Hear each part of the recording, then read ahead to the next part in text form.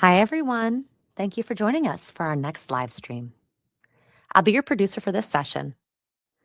Before we start, I do have some quick housekeeping.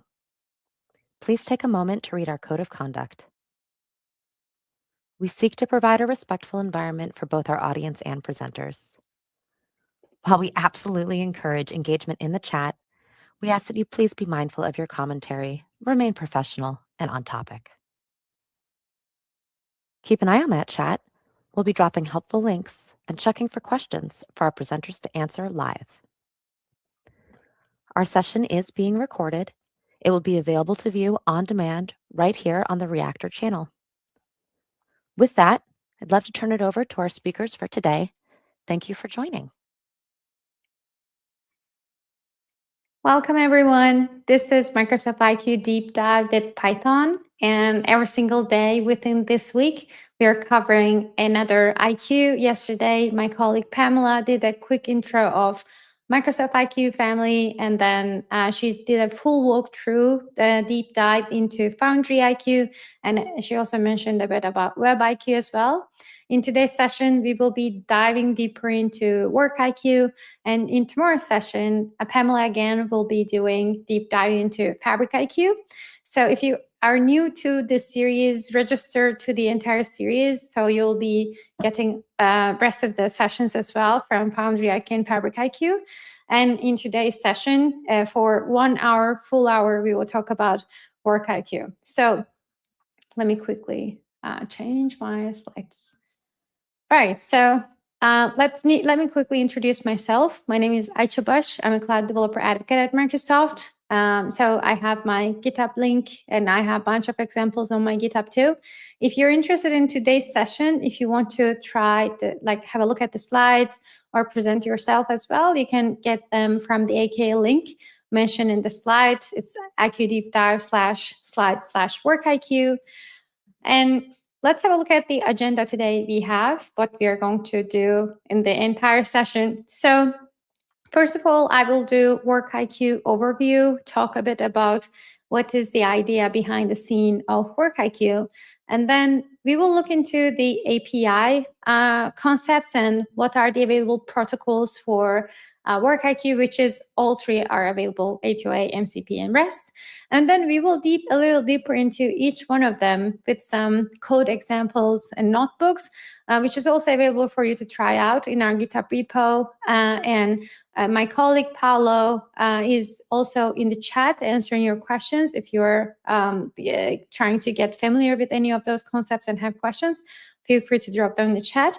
And Molly, who is our producer, is helping us with the links, and she will be dropping those GitHub repos and etc., all of them in the link as well.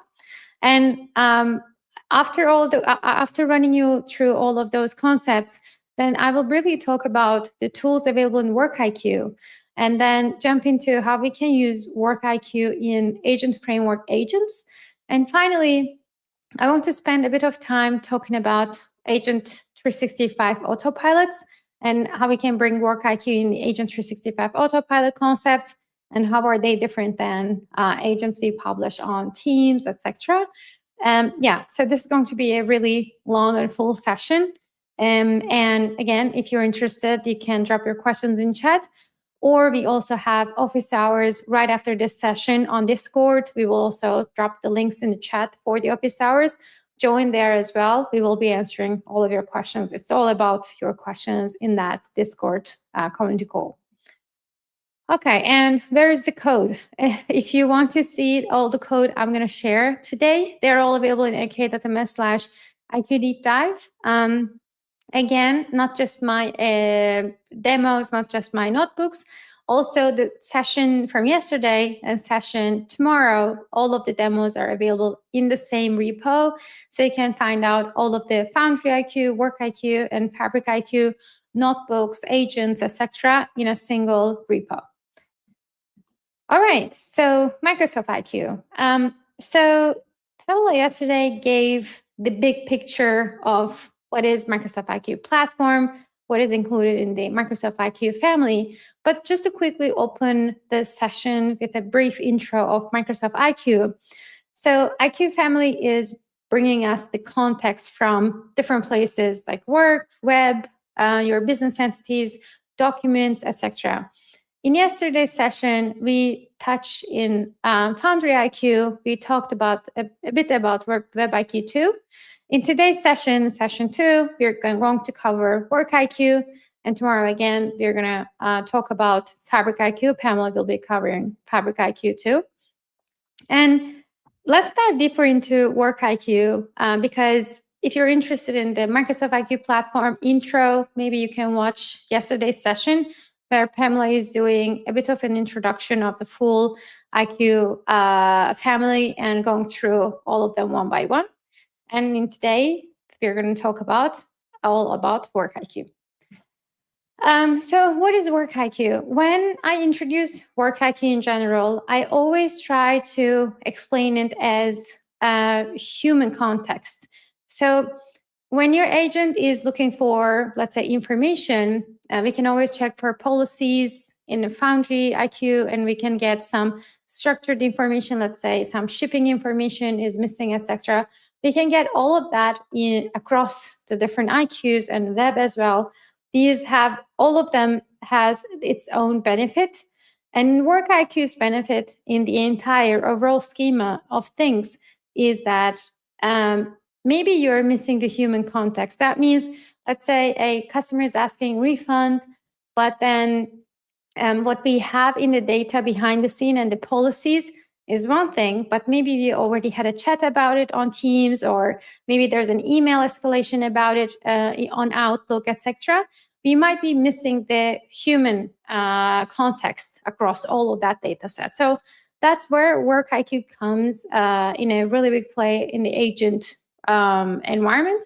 So it is basically your work data. And Work IQ provides all three protocols. You can use MCP, A2A, REST, and it also provides you two different APIs. So first one is Agentic Context API for your context. Instead of basically running a bunch of calls to try to get all of the information, you're basically getting one single API to collect multi-step agentic information, and then you will be retrieving one single information instead of making a bunch of API calls. And in the tool APIs, basically what we are doing is designing what agent is trying to do before basically providing what actions it needs to take. So agentic tool APIs are all about taking actions, and context APIs are basically the new way of retrieving information, basically an agentic way of retrieving information across your work data. And what is the benefit of using Work IQ? First of all, Work IQ is not a tool that only gives you the data. So it's not a basic retrieval. It has an intelligent layer behind the scene. You get semantic index, memory, schema. You have the full people and your org chart. So it has the intelligence benefit to it, other than just calling a single dedicated API. And there's also speed portion of it because Work IQ is built for agent usage, not for human consumption. Everything is optimized for agent usage. So instead of doing multiple calls step by step, you're doing fewer calls, and then you will be receiving better answers in a more efficient way. And the next thing is, obviously, I'm going to talk about efficiency. It reduces the number of tokens you're using, and it is basically giving you an easier and quicker answer because there's an intelligence layer to it. And scale is definitely easier as well. Multi-step workloads are a lot easier using Work IQ. And finally, security is the biggest across probably all of them. Because your data is not going anywhere else. Your data is staying under your Microsoft 365 tenant. So inside the boundary, inside the M365 tenant boundary, you are retrieving the data through Work IQ in your agent. Your data stays where it is. So you don't have to get your M365 data, index it somewhere, and try to use it. Instead, you can just use Work IQ for it. And the biggest question we get is comparing WorkIQ with Microsoft Graph, how they are different, is it a replacement, etc. So before I dive deeper into the code, I want to explain how are they different. So Microsoft Graph is a set of APIs that is built over Microsoft 365 data.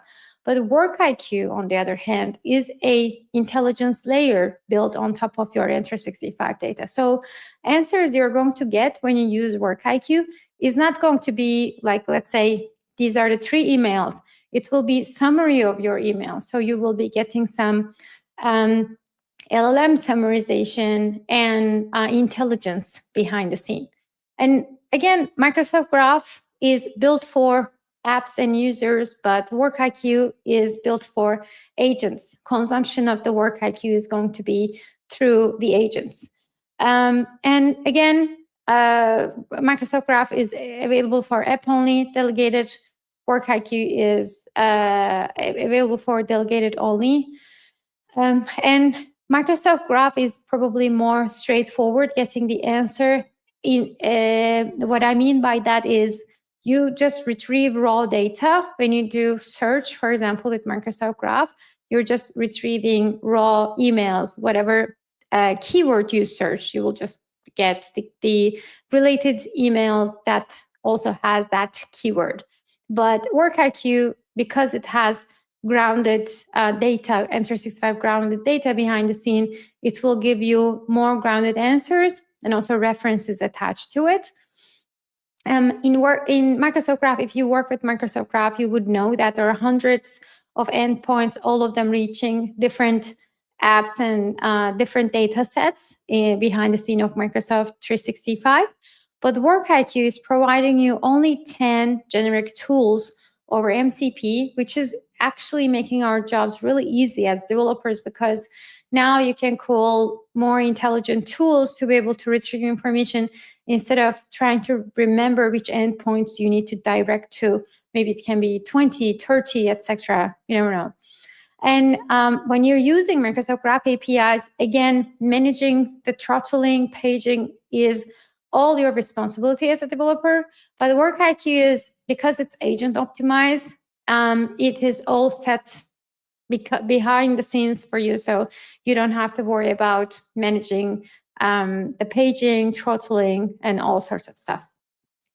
And if you look at the API surface we provide through WorkIQ, first we have chat, which is basically it's the conversation with people or other agents. It can be ask, which is basically when you use asking WorkIQ, you will be calling Enter65 Copilot. And there's also A2A. So in the agent-to-agent, multi-agent orchestrations, you can use WorkIQ A2A as well. There's also context. It's basically grounding your Enter65 information like mail, Teams chats, Teams channels, meetings, all of the documents in Enter65 will be the context. And there's also tools for retrieving and acting over Enter65. And then there's workspaces for agents to basically run them through across various tasks. Okay, so what are the protocols we are talking about, and when to use which is a really big question. So when you're building your agent, for WorkIQ, we have 3 options. The first option is agent to agent, and it is mainly preferred for multi-agent orchestration. If you want to delegate your task over another agent, then WorkIQ A2A will be able to run all of the work-related context by itself if, let's say, another agent give all of the tasks to the WorkIQ A2A. And there's also MCP, which is a very common way of using tools. So my personal preference when there's a need of taking any action, and I'll talk a bit deeper on do action tool inside WorkIQ, then we would need WorkIQ MCP. So if you connect WorkIQ MCP into your agent, then not only you're grounding your Enter65 data, but also so WorkIQ will be able to act over your environment as a sign-in user. And finally, there's also REST option. If you are interested in using WorkIQ through REST, these are mostly preferred through, let's say, if you want to use WorkIQ in mobile or web app, in the queries coming from those, WorkIQ REST is also available. So how does the retrieval process go for WorkIQ? So when we ask the question and let's say we ask the question to the agent, and then agent calls WorkIQ, the answer will not be when we ask, what did my manager email me about this week? It will not be like 3 emails. These are the emails. What we're getting instead is the intelligent answer from WorkIQ. We will be getting a summary, what is needed, and what I need to do about it, etc. And we will be also getting the reference links for each email. So this is pretty different than the static information retrieval. Because WorkIQ is an intelligent tool, you will be getting more detailed tasks, and if there's a infrastructure for it, it will even be able to act on behalf of the sign-in user. Okay, so I talked over slides so much. Let's start working on building with WorkIQ a little bit. And the first thing I want to mention, which is pretty cool, is the Ask tool in WorkIQ. And I will be talking over this using the WorkIQ API concept. So let me jump to VS Code and show you how it actually looks like. So WorkIQ APIs are basically coming through, just like MCP and A2A, we have a bunch of tools available. And the first thing we need to do in every step of the protocol you're using, either A2A, MCP, APIs, whichever tool you're using, we need the authentication layer. So first, what I'm doing is getting the user token. And then next step is using the tool I want. And here, what I'm doing is using the Ask tool inside WorkIQ. So as you see, the question of Ask is very simple, summarize my 5 most recent emails.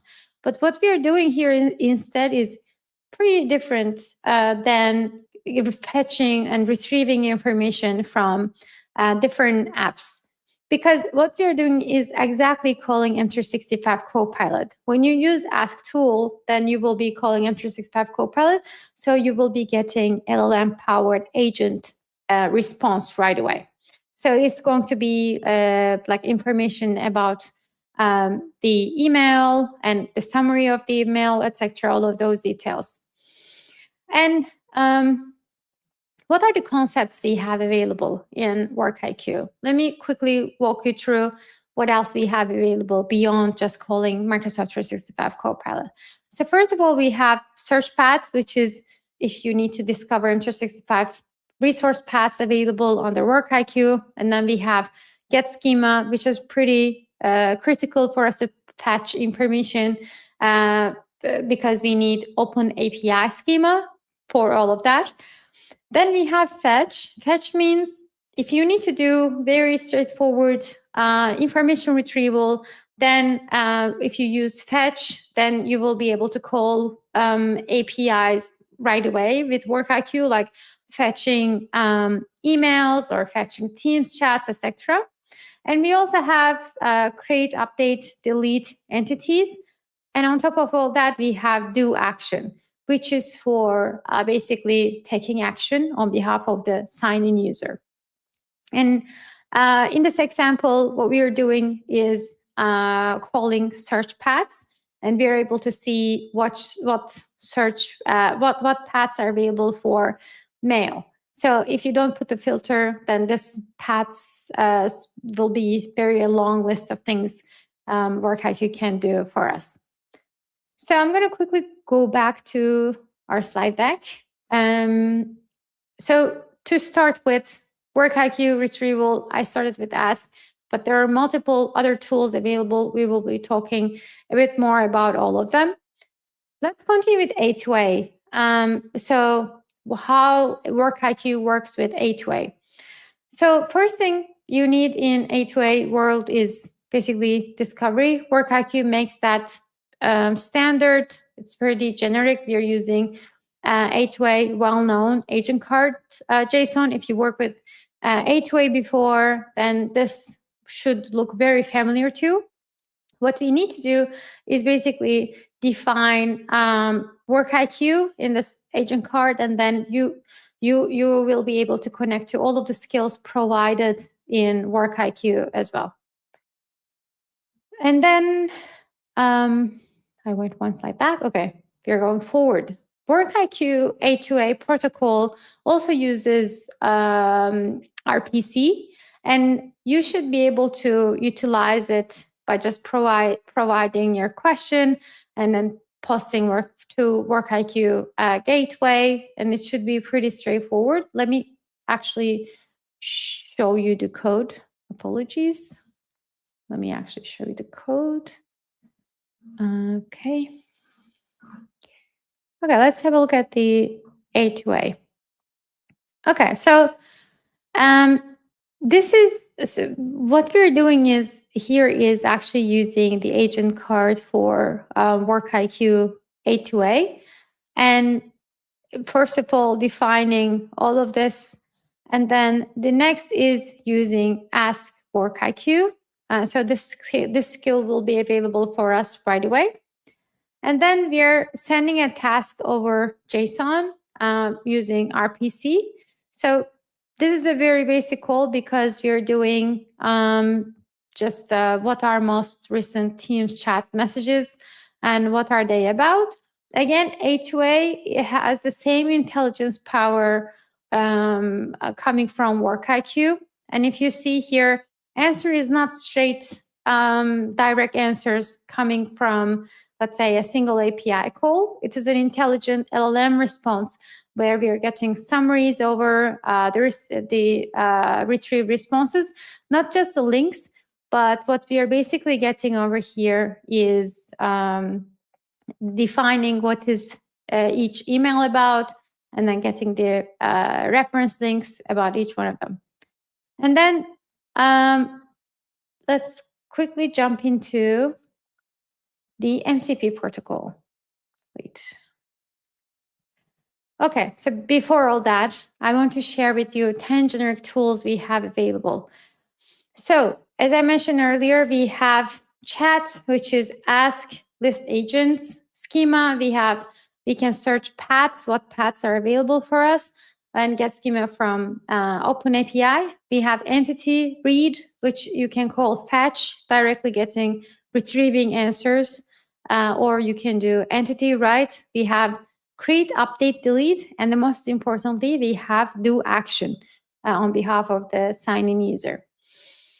And if we have a look at the MCP protocol, it is again very standard MCP call. What we need at first is getting the user token, and then calling, first of all, listing all of the tools available in MCP, and then using the one we need. For example, we're using fetch tool in MCP, and then we are retrieving messages, top 5 messages, showing subject, etc.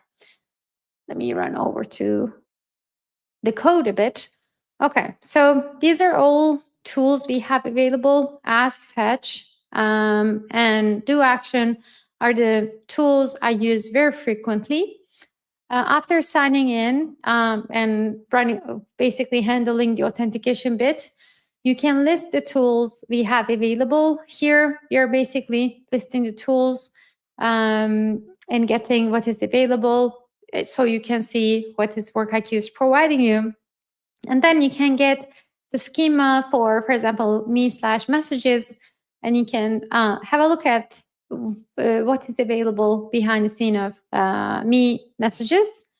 And then you can do a simple fetch for users, over users' email. What is the, let's say, top 5 email I have in my mailbox, and it will be doing a really standard fetch call over this. And you can also use ask using MCP, But in some scenarios, you would just require direct fetch and direct information retrieval, which is also available. Okay, let's carry on. So let's talk a bit about Do Action, which is a very special tool that lets us work with Work IQ in a really different way. First of all, we would need search paths. So we need to understand what requirements we have and define what are the paths available. And then we need to get schema for creating the Do Action path.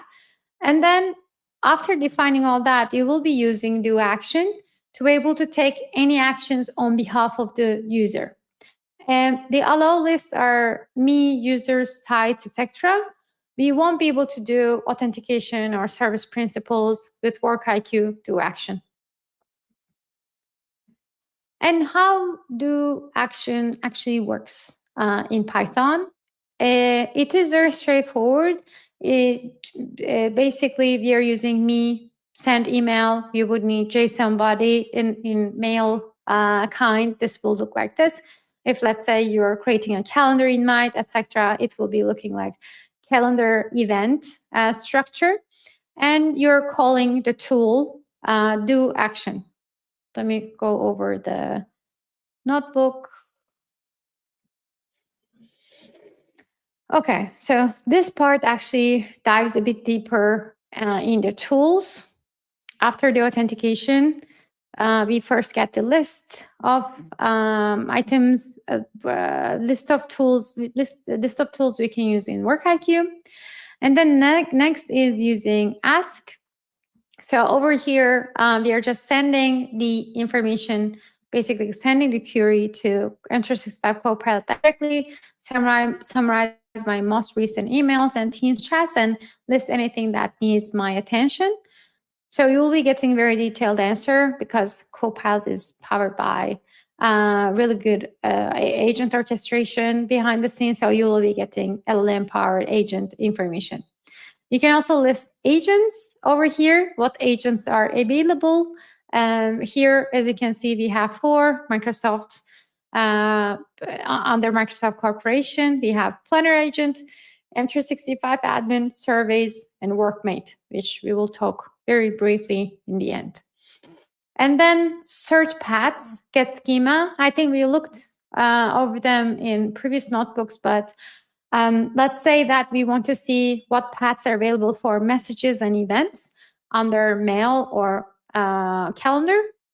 You can discover what are the paths available for our calls. Here we have messages, the chat IDs, pin messages, all of the calendar events by ID, etc. And finally, you should use get schema to be able to see the OpenAPI description of all of the paths you want to use. As you can see here for me/messages, me/events, these are the schema. We can read and create schema for all of this. And the entity tools, we have fetch and call action.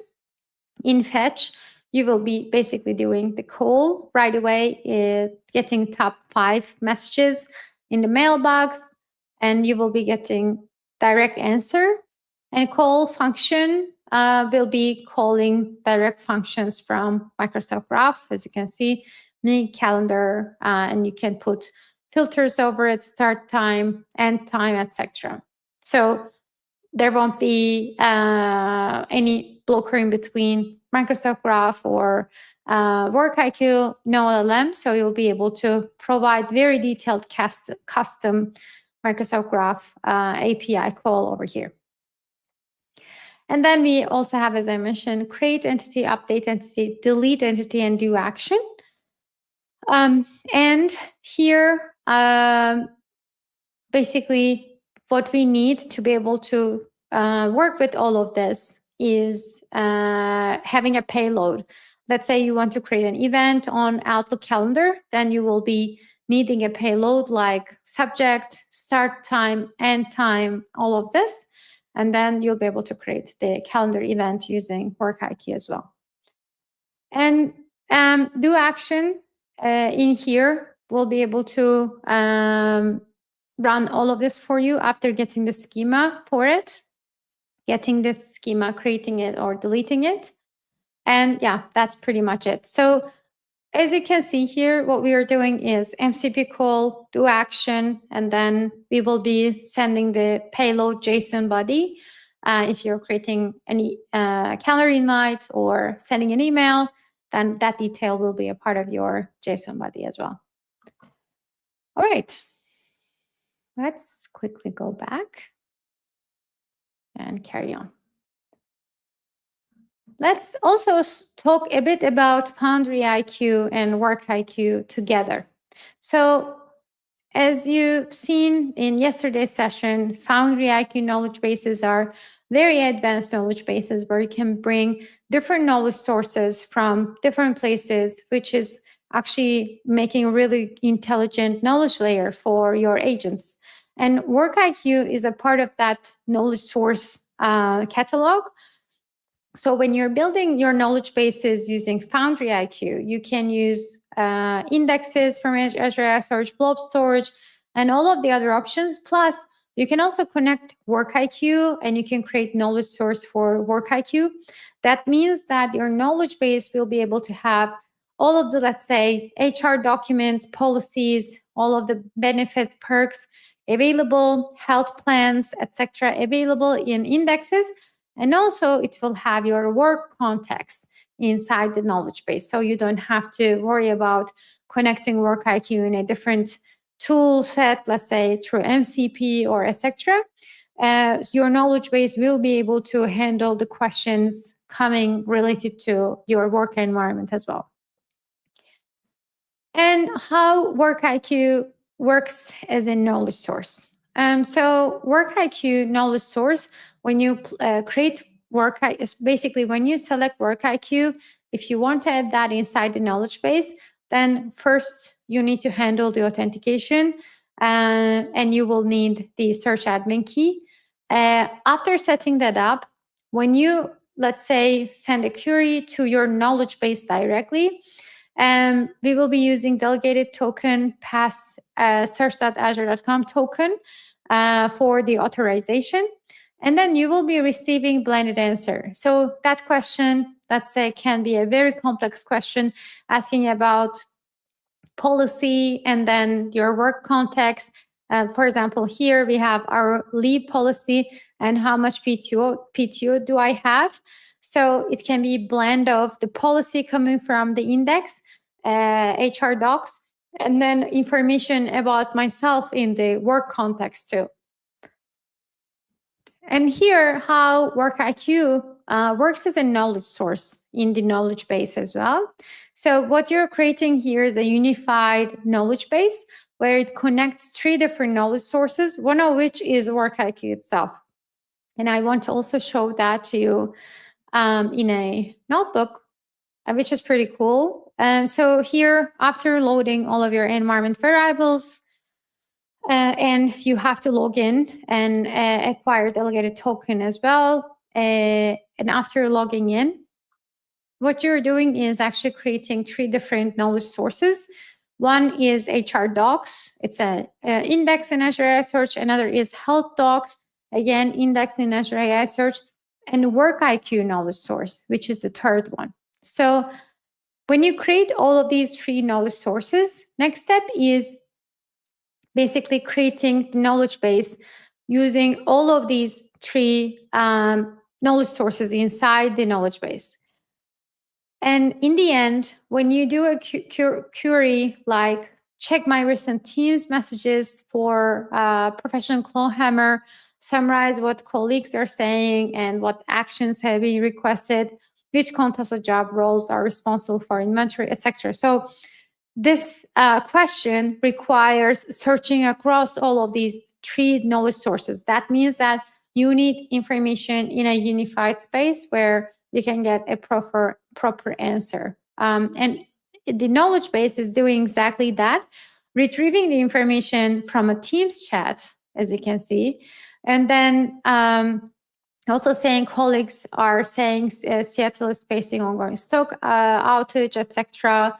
So these information are coming from Work IQ, but then we're also checking inventory availability across stores, etc. All of that information and Contoso job roles, etc. are coming from the index in Azure AI Search.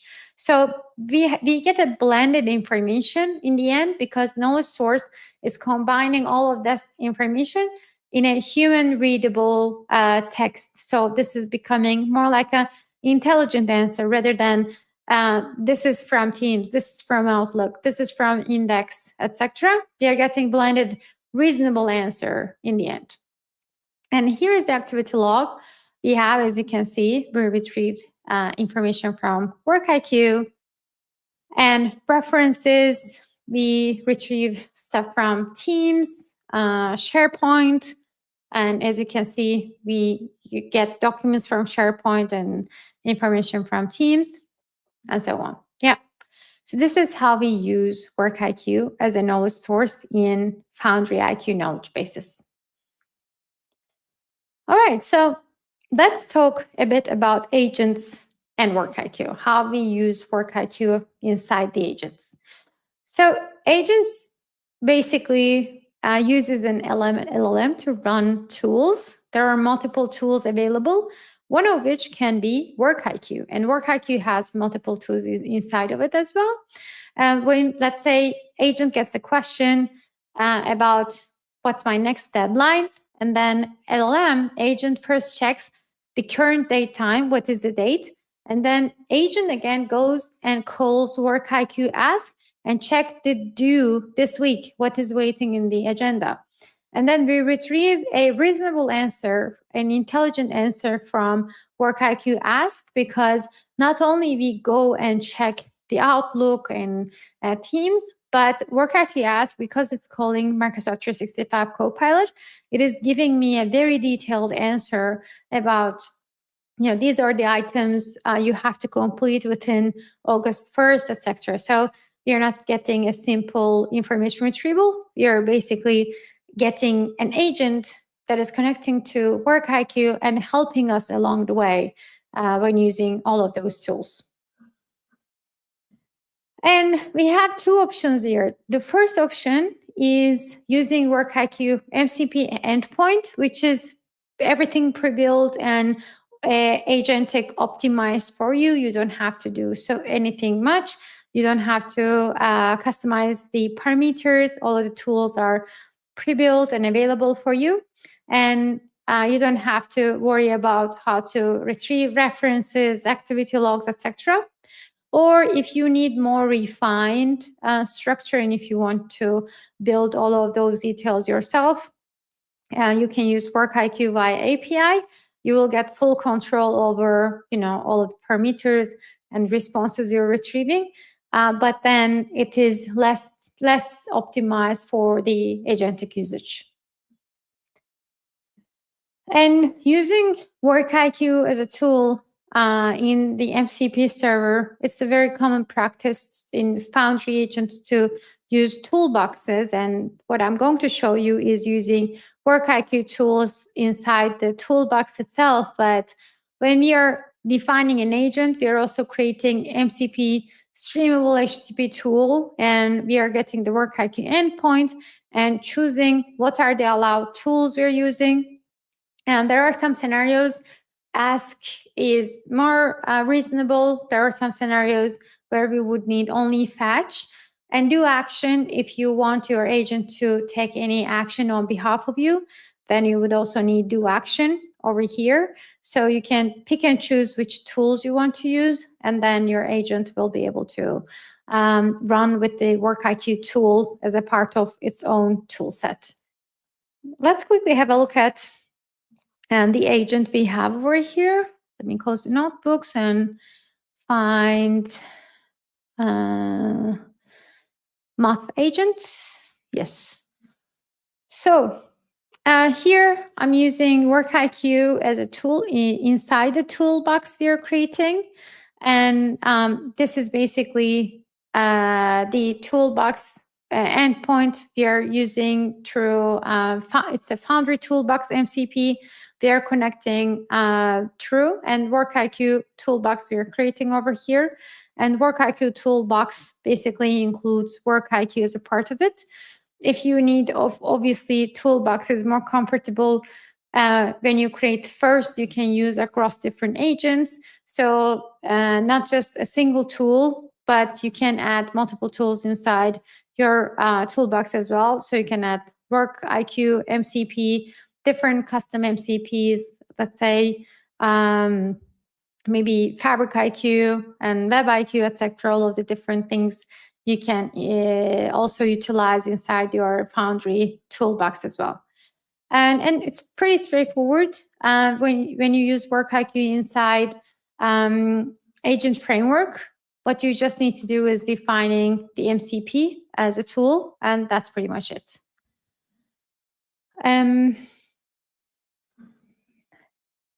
All right, so I really wanted to spend some time with Agent 365 autopilots because it really ties into the story of WorkIQ. And I will briefly introduce you the Agent 365 autopilots if you haven't heard of them before.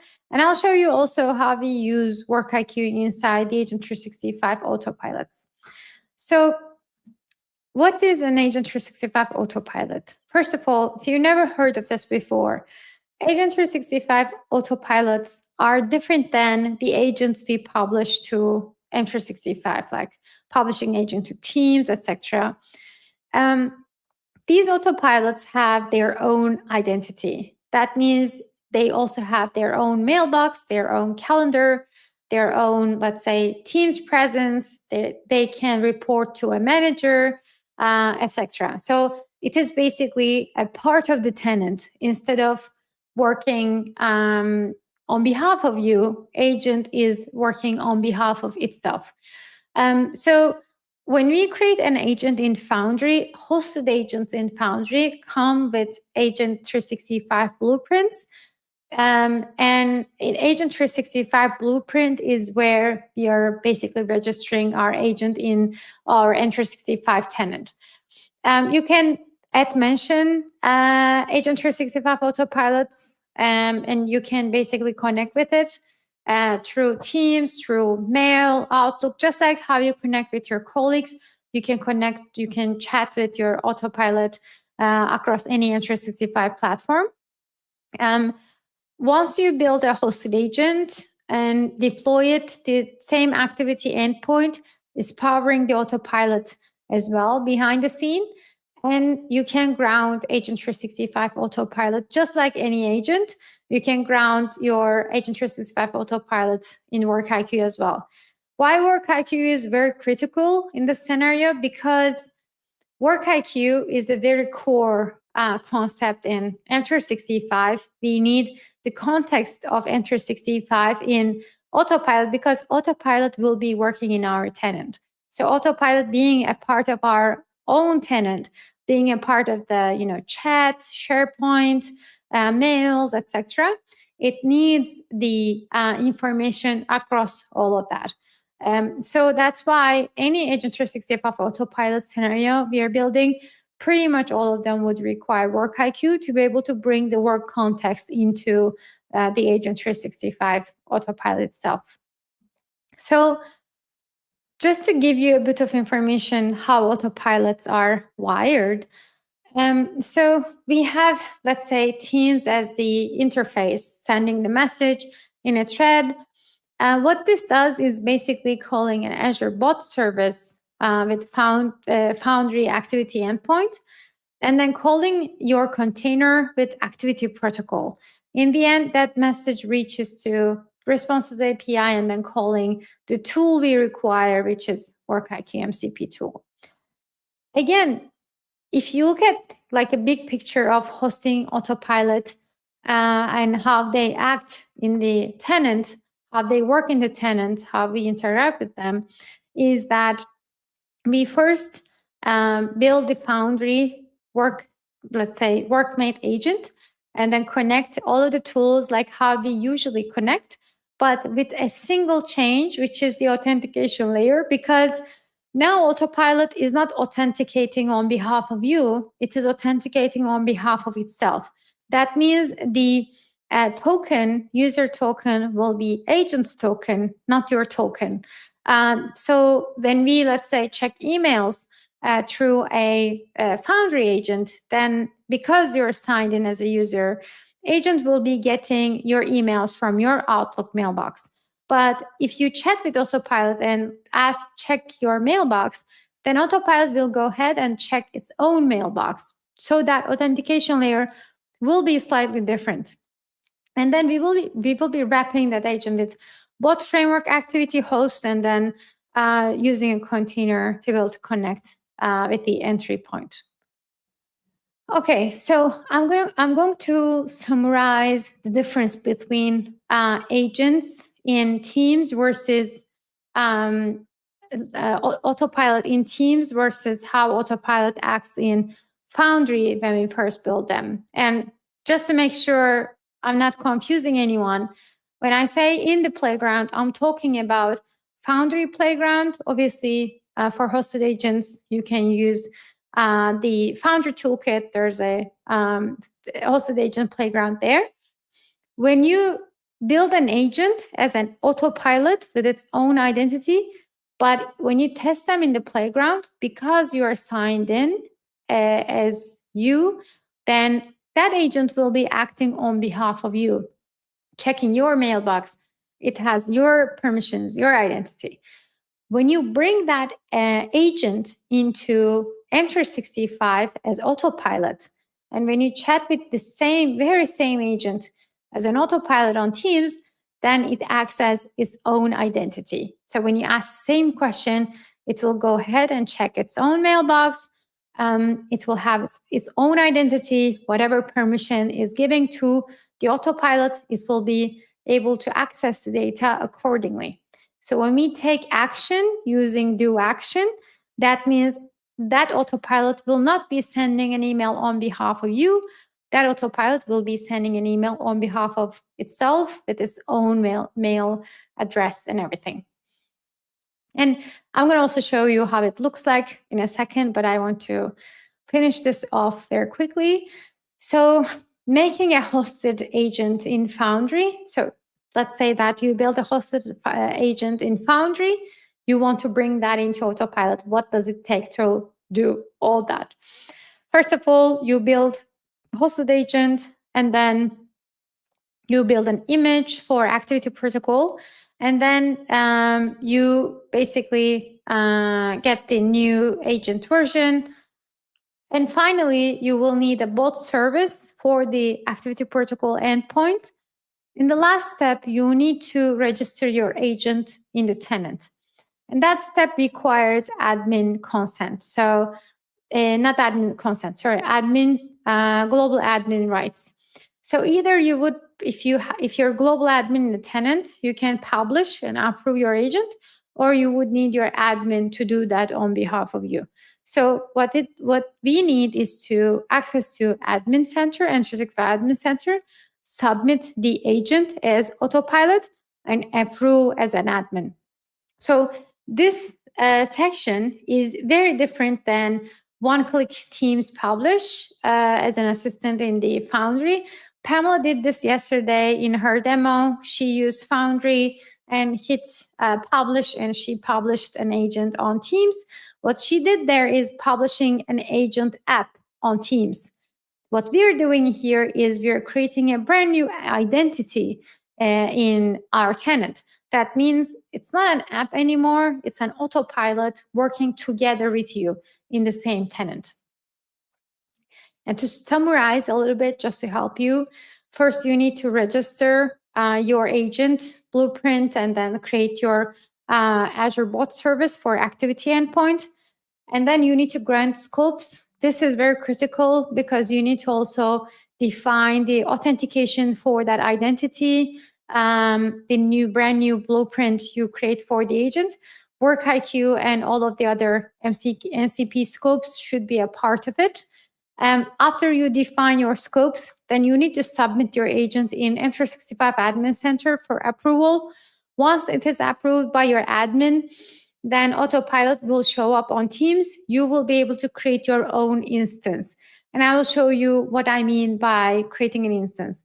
And after that, you'll be able to manage, govern your autopilot through Enter65 Admin Center, and it will be a part of your day-to-day work environment as a identity, not as a app only. So to give you a better idea, I built an Workmate autopilot, and I'm going to show you how it looks like by walking you through all of these steps. So this is a Foundry hosted agent, but instead of publishing this through Publish Teams button and bringing this as a part of Teams as an app, I created this as an autopilot. How is it different? When you create an agent shows as an app, as a part of the apps we have over here. But when it is autopilot, how it is different is actually, if I go over to Workmate, it has its own contact information, has its own email address. And if you have a look at the org chart, Workmate is actually reporting to you. In fact, I have multiple autopilots reporting to me at the moment. So Workmate is a part of my org chart and reporting to me. And also, when I have a chat with Workmate, Workmate can email me, send me a message, and do all of that on behalf of itself. Just to give you an example, I already tried this, as you can see earlier today, but I'll try to ask the same question. Any pending tasks in the mailbox, then what we assume here is Workmate to go ahead and check its own mailbox, not my mailbox, because Workmate has its own identity and it is authenticated as by itself, not on behalf of me, and getting the information. For example, it says there's a refund request from Maria Garcia. Let's quickly go ahead and check Outlook. This is my demo tenant, and this is Workmate. And Workmate really has this email over here from Maria Garcia, and it can read through its own mailbox. As you can see, I have a bunch of other stuff in my mailbox, and that Maria Garcia email is not part of my mailbox. And if you give the do action tool to autopilot, what it can do is actually, if I say, let's issue her a refund and let's her know, then what Workmate can do is actually, because it's autopilot, it can reply to Maria Garcia directly. And I don't even have to be a part of CC, etc. It says I already issued a refund to Maria Garcia because I tested this earlier today. Reply again. So that I will show you, it can actually send an email. And let's hope that we will get that. Okay, let's check Maria's mailbox. Yes. Okay.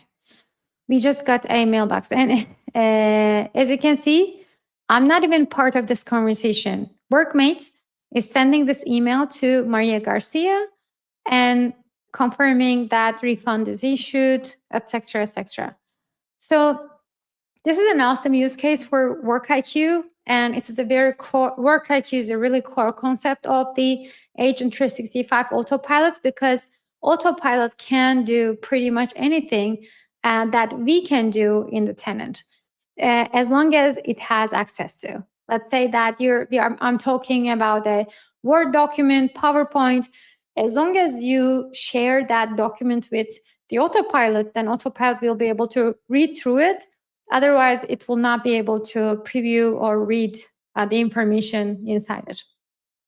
And quickly, just to show you what I mean by Admin Center, when you create an agent, publish it in your tenant and waiting for the approval in admin, when admin approves it, then this Agent 365 autopilot will start showing up on Teams. And this Agent 365 autopilot has its own blueprint, enter agent ID, and this blueprint is unified across instances. But what you actually need to do is you need to create your own instance. That means that everyone can create their own workmate instance. I can create one, Paolo can create his own workmate, Pamela can create her own workmate. So everyone can have their own version of workmate autopilot. Source code will be the same, identity blueprint will be the same, but we will be having our own basically autopilots with a unique email and unique mailbox, etc., etc. So the final thing I want to share here is that when you create the instance, just like any user you create in the tenant, you need to assign this instance, autopilot instance, a license. So to be able to, let's say, see this agent on Teams and make sure that this agent is a part of your org chart, this agent has access to Teams, Outlook, etc. This agent, just like myself, need E5 license or something similar. And same, let's say, if you want your autopilot to use Power Automate and let's say M365 Copilot or other stuff, then you will have to assign the very same license to this autopilot as well. And again, if all of us create our own instances, that means each individual instance will also require dedicated licenses for that autopilot to appear in different places. All right, so let's go back to the slide deck quickly. Oh, not this one. All right, so next steps. This is all I wanted to share in this session.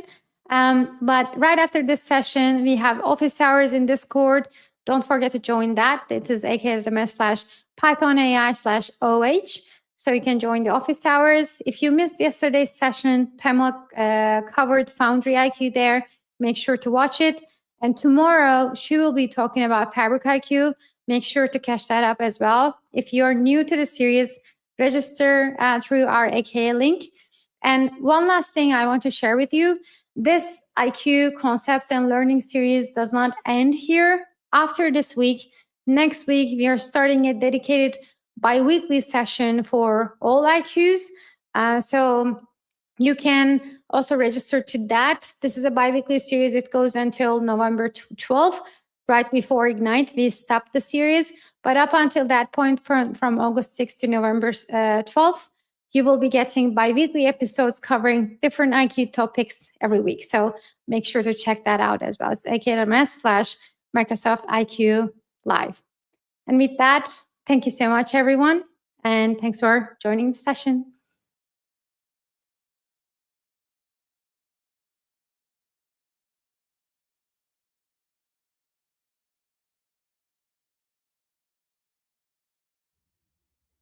Thank you all for joining, and thanks again to our speakers. This session is part of a series. To register for future shows and watch past episodes on demand, you can follow the link on the screen or in the chat. We're always looking to improve our sessions and your experience.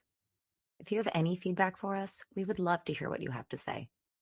You can find that link on the screen or in the chat. And we'll see you at the next one.